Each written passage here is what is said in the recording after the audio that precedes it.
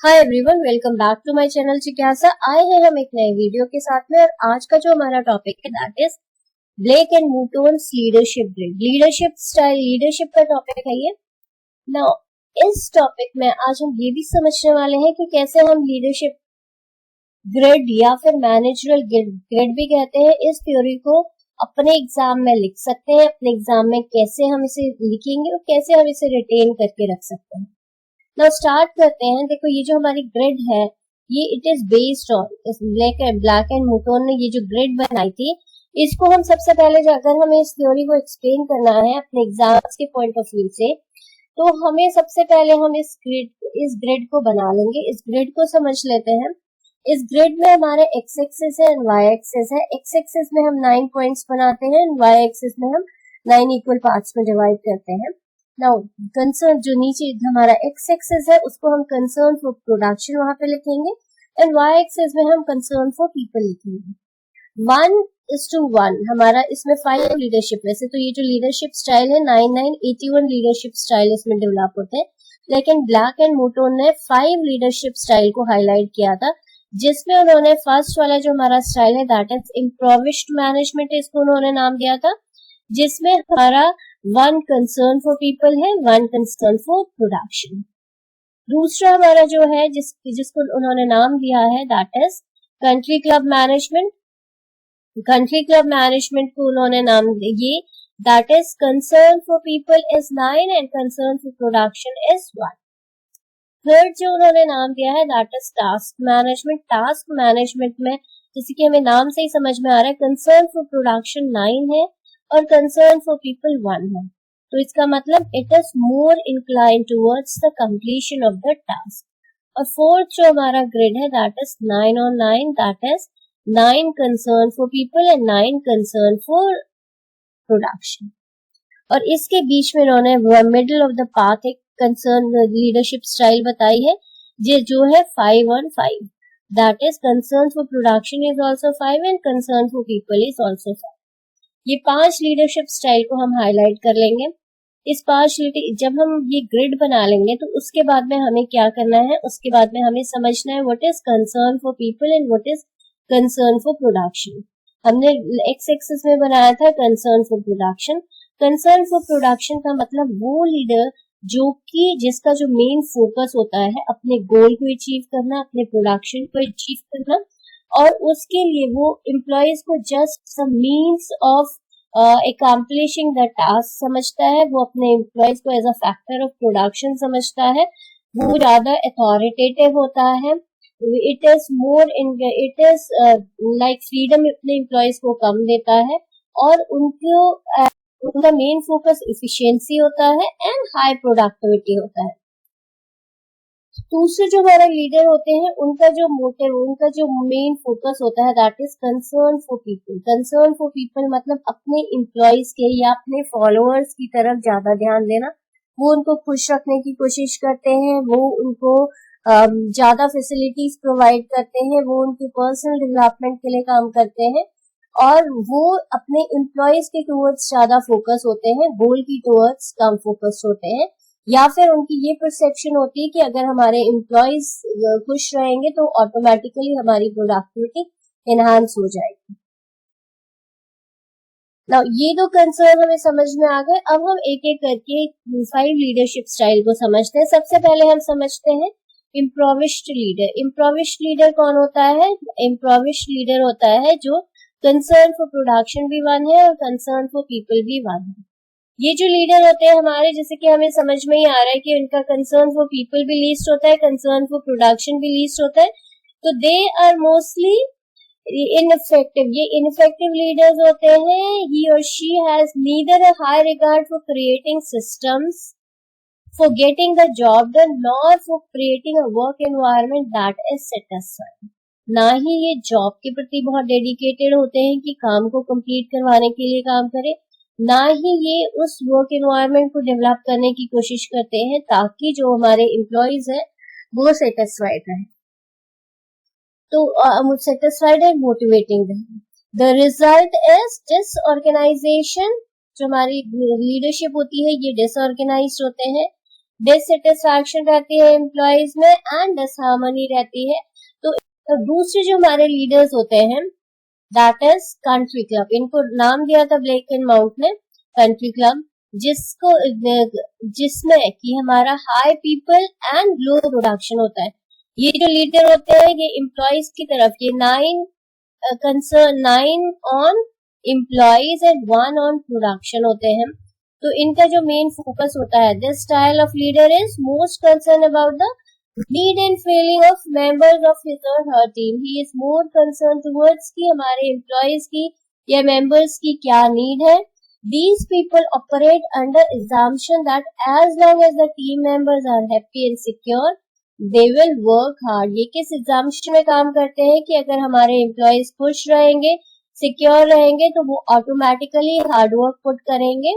And what tends to result is a work environment that is very relaxed. इस leadership style में जो work environment होता है बहुत relaxed होता है, कोई pressure नहीं होता है employees के ऊपर, fun होता है, and where production suffers due to lack of direction and control. और यहाँ पर जो प्रोडक्शन होता है वो सफर करता है बिकॉज जो डेडिकेशन है टुवर्ड्स द एम्प्लॉयज को ज्यादा खुश करने में इंक्लाइंड है लीडर, एम्प्लॉयज की नीड्स को ज्यादा फोकस किया जा रहा है, और जो इन्वायरमेंट है that is very relaxed fun loving है, जिससे कि हमारी प्रोडक्टिविटी हैम्पर करती है।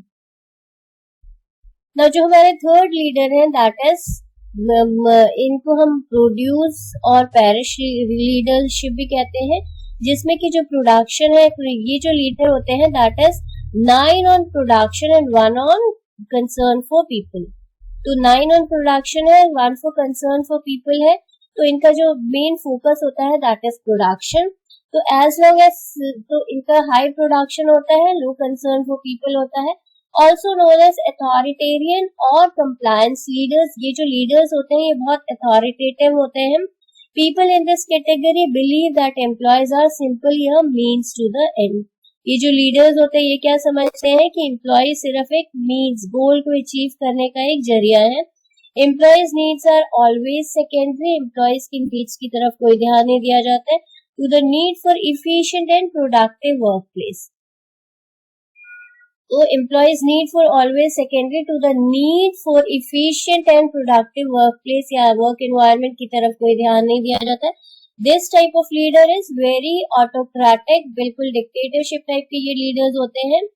Has strict work rules strict होते हैं, पॉलिसीज एंड प्रोसीजर्स स्ट्रिक्ट होते हैं। व्यूज पनिशमेंट एज, इनका जो मानना होता है, इनका जो assumption होता है कि पनिशमेंट के तरीके से ही most effective means of motivating employees. Punishment के थ्रू ही एम्प्लॉयज को मोटिवेट करके उनसे काम करवाया जा सकता है, इस तरह के लीडर्स ये मानते हैं।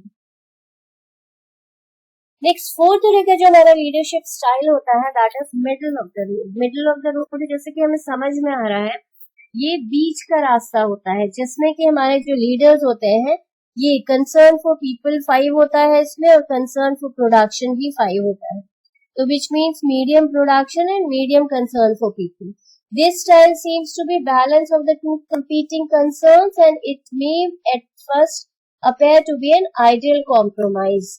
ये एक बार में ऐसा लगता है कि ये आइडियल कॉम्प्रोमाइज है in between concern for people and concern for production. Herein lies the problem through when you compromise, you necessarily give away a bit of each concern. जब आप compromise करते हो तो यहाँ पर जो हमारे employees होते हैं they are also not very satisfied, and जो हमारा production होता है that is also not fully met. तो leaders who use this style settle for average performance. ये वाले जो leaders होते हैं ये हमेशा एक एवरेज परफॉर्मेंस में सेटल डाउन करते हैं। वो ऑर्गेनाइजेशन जिसमें इस तरह के लीडर्स होते हैं वो ऑर्गेनाइजेशन कभी भी एक्सेल नहीं कर पाती है, वो ऑलवेज मीडियोकर रह जाती है and often believe that this is the most anyone can expect. और इनकी ये परसेप्शन होती है कि यही बेस्ट है और यही एक एवरेज सिचुएशन है जो कि मीट की जा सकती है, जो कि बेस्ट एक्सपेक्ट की जा सकती है। नाउ नेक्स्ट हम आते हैं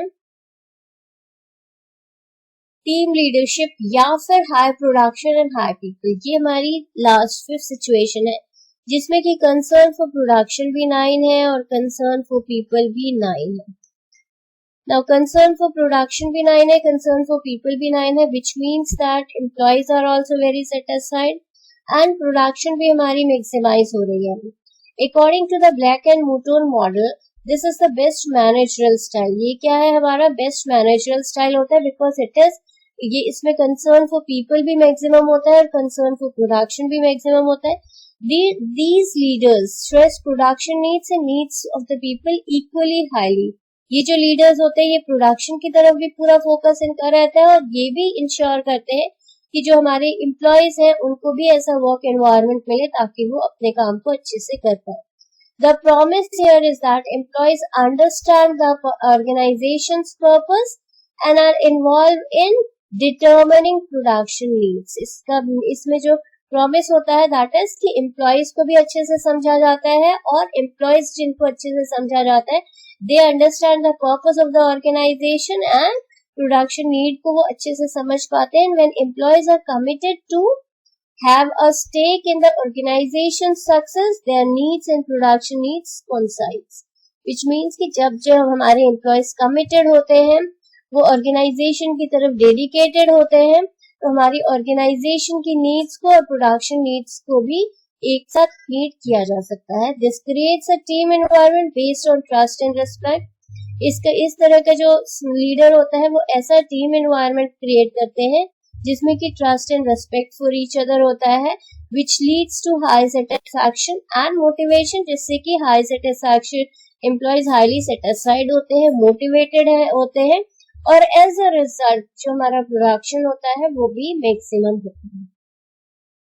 नाउ एक चीज इसमें ये सोचने वाले कि इस तरह का जो लीडरशिप स्टाइल होता है इट इज वेरी लाइक ये जो सिचुएशन आना जहां पर कि कंसर्न फॉर पीपल, एम्प्लॉयज भी बिल्कुल सेटिस्फाइड रहे और एम्प्लॉयर भी बिल्कुल सेटिस्फाइड रहे विद प्रोडक्शन, ऐसी सिचुएशन आना rarest of the rare case में पॉसिबल हो पाता है। तो होप आप लोगों को भी अच्छे से समझ में आया होगा और आप लोग अब इसे अच्छे से लिख भी पाओगे। अगर आपको ये टॉपिक पसंद आया है और आपको ये वीडियो अच्छा लगा है और आपको ये वीडियो अच्छे से समझ में आया है तो ज्यादा से ज्यादा शेयर करिएगा, लाइक करना मत भूलिएगा एंड चैनल को सब्सक्राइब कर लीजिए इस तरह के और भी वीडियोस के लिए। Thank you for giving your precious time.